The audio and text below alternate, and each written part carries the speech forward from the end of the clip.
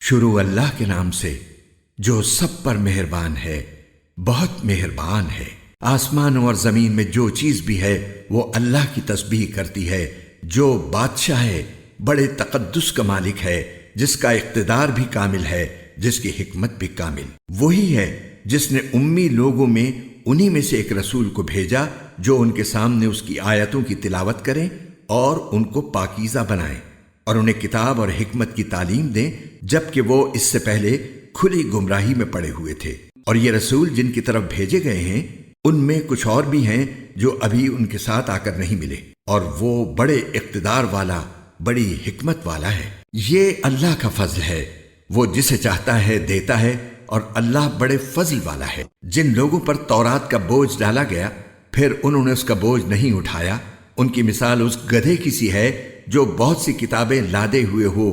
بہت بری مثال ہے ان کی جنہوں نے اللہ کی آیتوں کو جھٹلایا، اور اللہ ایسے ظالموں کو ہدایت تک نہیں پہنچاتا۔ اے پیغمبر، ان سے کہو کہ اے لوگو جو یہودی بن گئے ہو، اگر تمہارا دعویٰ یہ ہے کہ سارے لوگوں کو چھوڑ کر تم ہی اللہ کے دوست ہو تو موت کی تمنا کرو اگر تم سچے ہو۔ اور انہوں نے اپنے ہاتھوں جو اعمال آگے بھیج رکھے ہیں ان کی وجہ سے یہ کبھی موت کی تمنا نہیں کریں گے، اور اللہ ان ظالموں کو خوب جانتا ہے۔ کہو کہ جس موت سے تم بھاگتے ہو وہ تم سے آ ملنے والی ہے، پھر تمہیں اس اللہ کی طرف لوٹایا جائے گا جسے تمام پوشیدہ اور کھلی ہوئی باتوں کا پورا علم ہے، پھر وہ تمہیں بتائے گا کہ تم کیا کچھ کیا کرتے تھے۔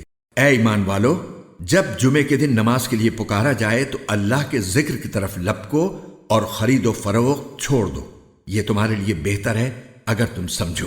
پھر جب نماز پوری ہو جائے تو زمین میں منتشر ہو جاؤ اور اللہ کا فضل تلاش کرو، اور اللہ کو کثرت سے یاد کرو تاکہ تمہیں فلاح نصیب ہو۔ اور جب کچھ لوگوں نے کوئی تجارت یا کوئی کھیل دیکھا تو اس کی طرف ٹوٹ پڑے اور تمہیں کھڑا ہوا چھوڑ دیا، کہہ دو کہ جو کچھ اللہ کے پاس ہے وہ تجارت اور کھیل سے کہیں زیادہ بہتر ہے، اور اللہ سب سے بہتر رزق دینے والا ہے۔